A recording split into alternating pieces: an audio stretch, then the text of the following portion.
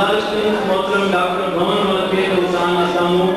इन ॻाल्हि खे वाज़े करे त सफ़ाई जो सिहत सां कहिड़ो तालुक़ु आहे। मोहतरम साईं डॉक्टर भवन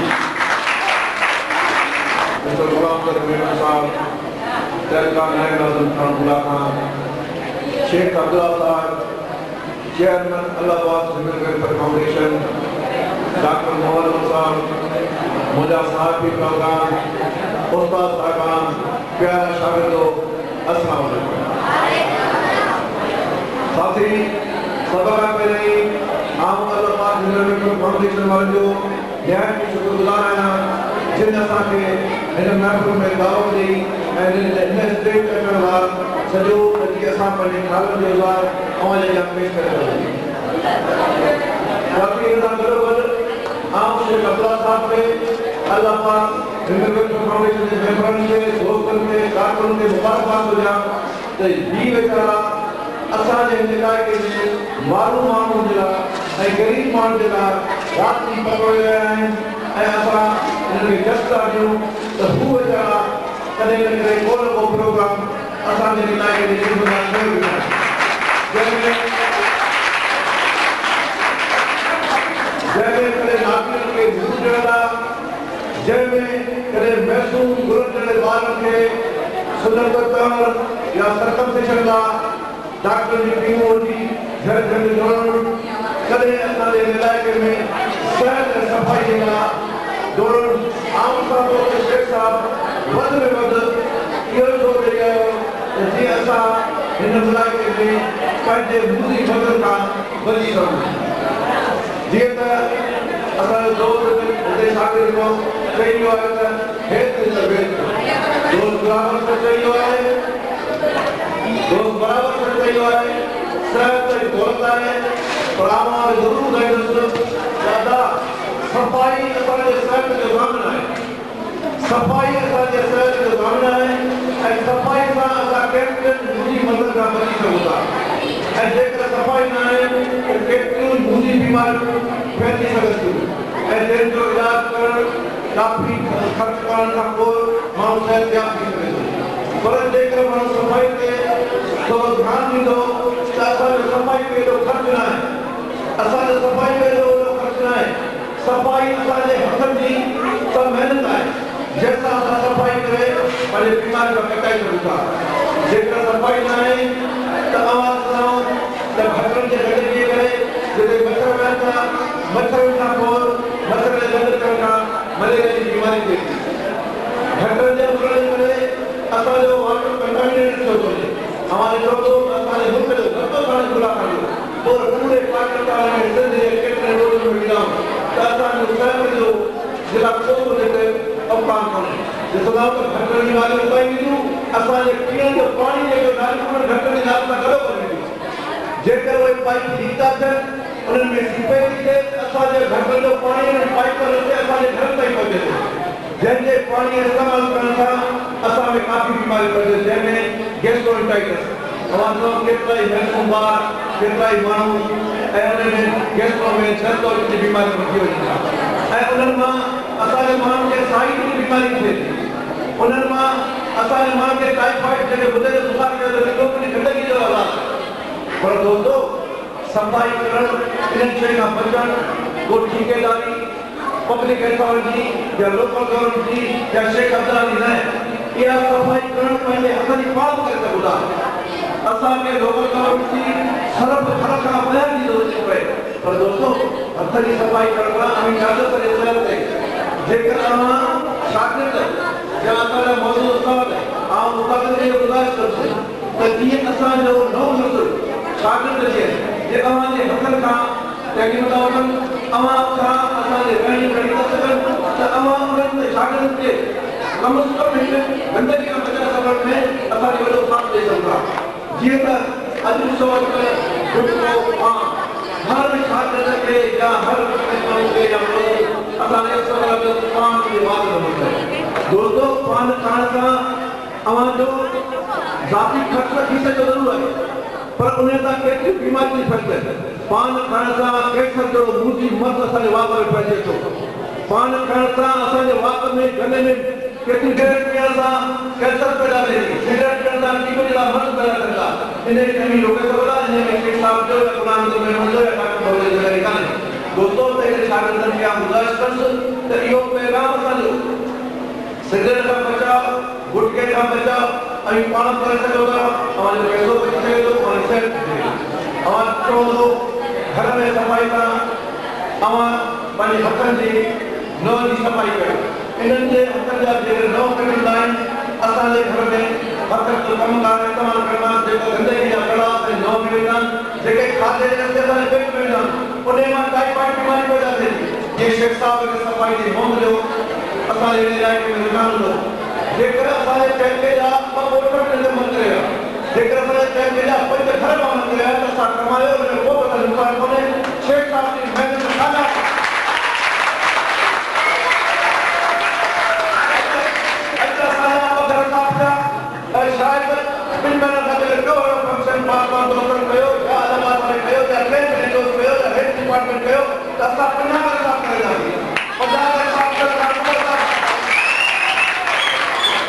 फैमिली साफ करे जाती ऐसा जो आपके अपने मॉडल उजागर करो हर काम की सोशल मोबिलाइजेशन होती है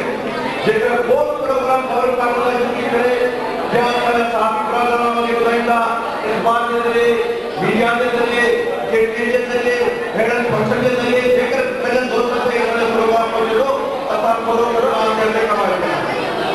चले करे आओ तो असा जे इन सफाई घर के साफ करन घटी के साफ करना असा बीमारी का काबू था पाए असा सफाई को घटी में रस्ता साफ करे सोना करे दिया तो बीमारी नहीं पर असा जा अभी वाला मसला है जे ता तो होटल पे मिलाओ खीर पेल दो मानी करंदी उन्हें जे मथा छपरा लगोदा उन्हें मा कंद फिरो जो करे खीर जे अंदर में कोई दो भाजी के अंदर में जेका सजा गरीब मानो जेके सुपर होटल में असो कुछ धर्म निता पैसे के मजदूर मानो लेबर मानो जेके होटल के खाना उन्हें में कोई तरह से खाते में पेट में लेता दोस्त लोग जेके उन्हें जे मथा जेके पंजाब में जे अभी की क्लास की बनी थी चली तब असा काफी बचा कयो इन्हें सा को बड़ो खर्च को ने गाले और बनी इन को लो जेका महीना पर चली चली पर असा की मक्खी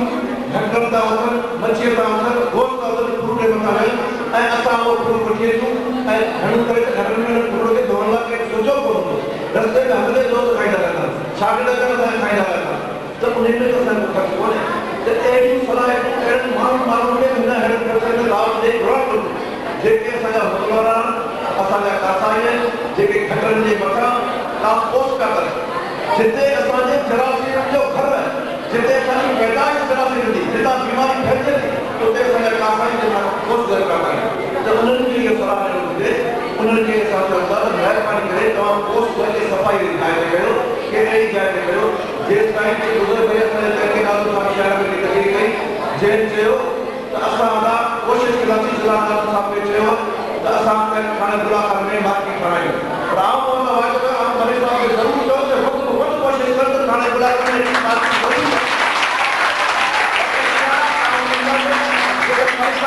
कमिटमेंट करा ऐलान करा और मिलिया पर वही बात अज जो वही पहले कुंडे या के तरीका से गुजारिश करो तो असा के प्रचार के फरमान बाकी सोशल मीडिया खाने मिले जैसे असा कम से कम दोस्त कर मछली बात शुरू करने अलग सफाई सिस्टम में गुजारिश करूंगा जी कुछ दुकान जब हम उधर से जब हमारे को खर्च कोने हमारे घर में हमारे मां के भेड़ के उधर से सब में पूरा शहर में कहीं नहीं बार होता है मुझे प्रदान के दोस्तों दो वही बताए मजदूर का जरूर काम बताए तो असा चाहिए तो पानी जेका अच्छे लोग असा वो पर सरफ पानी के घर में किए देना जो को इस्तेमाल करे उनके गरम करे देखा पर थारे कभी बड़े में दिला मत दिला नहीं तो फिर भी और बॉयल करे रात को सुबह वाले खदों में बड़े इस्तेमाल करो तो कम से कम 7 घंटा के लिए बात कर दोस्तों जेकर अपन मां बहन मानी पचाए थी उन्हें के चौनाव तो जेकर पंजा मानी पचा का अच्छे का भाजी का पहले जे साबुन में हम साफ करी ए उन्हें को पूरी चटनी और मेनू बंद करेगी ए उन्हें किलो में का आवा पहली साइड पचाए होता जेकर साफ मानी पचा का पहले पर साबुन हम साफ करे तो असा उन्हें काम सेल कर सके जेकर आप घर में बाथरूम अपने बार जो माइटल जी खड़े जेकर बाय करने खड़ना को पाना साफ कर दी तब उन्हें भी बची अदा बीमारी जेकर एक मां पंहिंजे बुलंद बार के कीन जे बार के छन जे असांजे बार जी वेतुसुदी तमामु घणी हूंदी आहे ऐं असांजे माण्हू में ज़रूरत न हूंदी जेको जरासीम सां मुक़ाबिलो करे जेकर उहा मां उन बार के सापड़ में हथ साफ करे पोइ जेकर बार खे खॾ ले त पोइ बार असांजे वायरल इंफेक्शन खां ॿियनि बीमारियुनि खां बची सघे थो ऐं इन खां गॾोगॾु अवां मालेदार फ्रूट था वठी अचो त महिरबानी करे शरीर फ्रूट खां बचाव कयो ऐं जेको फ्रूट घर में आयो जेको थोरो उन खे पाणी मां साफ़ करे पोइ इस्तेमालु करणु घुरिजे ऐं इन खां गॾोगॾु और देवरात असां तेज़ गर्मी में वो बार वो माण्हू वो माण्हू कमु करे इहो शहर में हीट स्ट्रोक खां बचण जे लाइ मतलब मथो फिकर हूंदो त पोइ हुन ते गर्मी जो असरु तमामु घटि थींदो ऐं असांजा जेके शरीर जा डायरेक्ट श्वास मथे ते पहुता जंहिंजे करे असांजे जिस्म मां पगर ज़ाया थो थिए जंहिंजे करे असांजे जिस्म मां लूण पाणी ख़तमु थियण करे पोइ माण्हू फटीक थी बेहोश थी पवंदा जेके डॉक्टर साहब चवंदा आहिनि हीट स्ट्रोक ऐं अवां अस्पताल में खणींदा आहियूं असां वञी करे असां वठी थींदा आहियूं पर अवां जेकर पंहिंजो गर्मीअ में हिकु कलाक ठंडी छांव में वेही रहो पीक टाइम हो गर्मी जो मंझंदि जो 1:30 बजे खां 2 बजे ताईं या जेको पंहिंजो मथो गर्मी मां ढकियो त अवां इन में हीट स्ट्रोक खां बची सघो था इन में वॾो फ़र्क़ु कोन्हे तमामु घणो ऐं असांजे ॿाहिराणियुनि में डिलीवरी केसिस में असांजा केतिरा नंढा गुलनि जा ॿार वैक्सूं ॿार माण्हू बीमारियूं वठी ॾियनि पोइ जॾहिं ॿार बीमार पड़ी असांजे अस्पताल में ईंदा आहिनि त उहो असीं उनखे 5 मिनट ॿार खे चवंदा आहियूं मायूं न सिंधीअ में छॾे बुख़ार लॻो ऐं इहो बुख़ार पैदा करण में असां माण्हुनि जो हथु आहे उन में कुदरत जेकर नुक़ोबत कोन्हे जेकर असां माण्हू जी शइ थोरे ख़र्च लाइ बचाए सघूं त जेका डिलीवरी थी थिए घर में उन में सफ़ाई जो वॾे में वॾो रोल आहे अवां शहर ते जिते पिया ॾेई त उते सफ़ाई जी अॻियां चवंदा आहिनि prevention is better than cure बचाव इलाज खां वधीक बहितर आहे त जेकर असां उन में सफ़ाई असांजी दाई ॿाहिरां असां डिलीवरी कराईंदा त या त ॿोरी विझंदी या हेठि मिटीअ में या उते साफ़ सुथरो कपिड़ो या चादर या रज़ाई लॻंदी ऐं उन मिटीअ में डिलीवरी करण सां माउ खे जेको ब्लीडिंग थिए थी जंहिंमां ॿारु ॼमे थो ऐं उहे जरासीम मिटीअ में में इंफेक्शन पैदा कंदा ऐं पोइ असांजी दाई ॿाहिराणी तंहिंखे का बि तकलीफ़ कान्हे त सफ़ाई जो असांजो इन में कहिड़ो रोल आहे असांजे दाई जा उन में पहिरें हिकु डिलीवरी करण खां पहिरीं हथ साफ़ सां साफ़ करणु घुरिजनि उन जा नंहं कढणु घुरिजनि ऐं सफ़ा डिलीवरी खे साफ़ सुथरी जाइ ते करणु घुरिजे जेकर उते 10 रुपए वारी चादर हुजे 5 रुपए वारी भले सफ़ाई छोकिरो हुजे पर ॿोरी इस्तेमालु न कनि मिटी इस्तेमालु न कनि तॾो इस्तेमालु न कनि उन ते साफ़ चादर जी डिलीवरी करे उहा चादर डिलीवरी खां पोइ वापसि साफ़ करे धोती छॾे थी पर न धोअण जे करे गंदगी जे करे केतिरा दफ़ा ॿाहिरि डिलीवरी परछन ते कराई वञे ॿोरियुनि ते करे जंहिंजे करे माण्हू ख़रीद पाले करे बीमारी करे मरे वञनि थियूं या अगरि डॉक्टर जे ॿ टे हज़ार रुपया ख़र्च करण खां पोइ असीं हुनजी बीमारी खां बचायूं था ऐं असांजो ॿारु ॼमे थो जॾहिं ॿारु ॼमंदो आहे त असांजी दाई ॾाढी साफ़ न हूंदा नओं कटियल हूंदा ऐं ॿार जो जेको नाड़ो कटियो वेंदो आहे उहो चाकू सां छुरीअ सां कटियो वेंदो आहे ऐं उहा छुरी इस्तेमालु न हूंदी आहे पर जेकर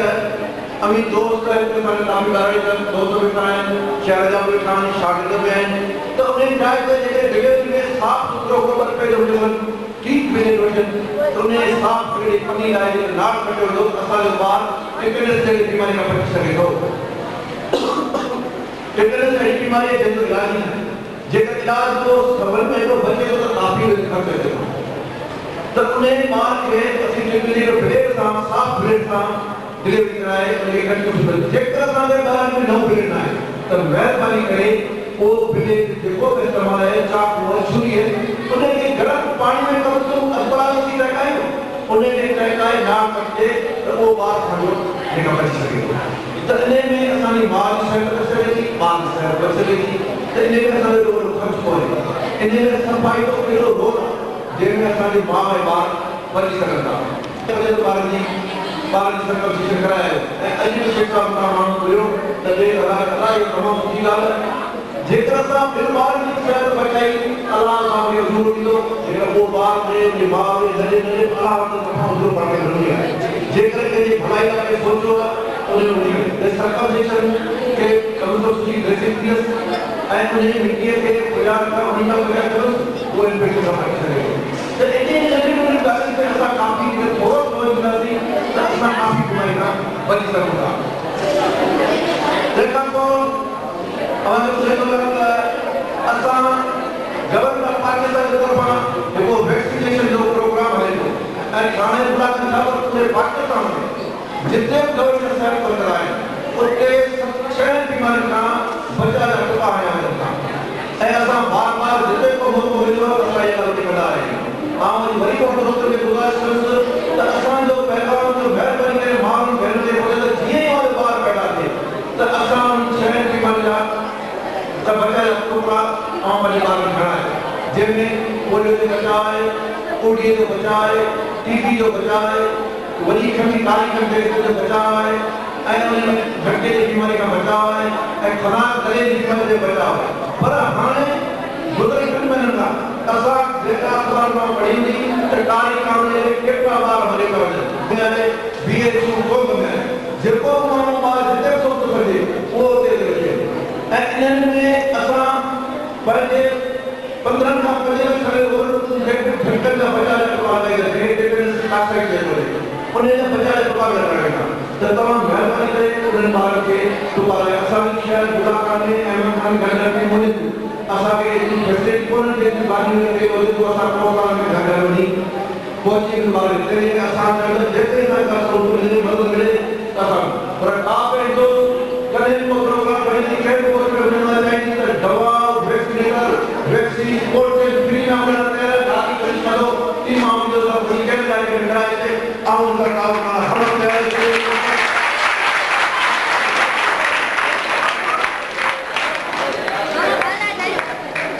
टाइम पे काम करो दो जरूर क्या होगा पर असा टाइम पे लगे लोगों को कोन मिले ऐसा वरी तो भी नाम का बदला लो असा गवर्नमेंट पाकिस्तान पूरे पाकिस्तान में 1994 में जॾहिं कोविड जे ख़िलाफ़ मुहिम शुरू कई तॾहिं असांजे पूरे पाकिस्तान में 25,000 केस कोविड जा हुआ जिन्हनि खे 94 खां मुहिम हटाईंदे असां हाणे सिर्फ़ु पूरे पाकिस्तान में 22 केसनि ते पहुता आहियूं सिर्फ़ु 22 केस रहिया आहिनि ऐं असां उनजे ख़िलाफ़ मुहिम हलाईंदा रहंदा आहियूं ऐं असां 94 वठी थाणे पूरा करण 40 राउंड कंदी में मरकज के टेलीफोन लगे के मैसेज लगे पूरे नाम असा तो ही बार को रेडियो माता वायरल हो गया मुझे भी लगे हमारे घर से जरूर करें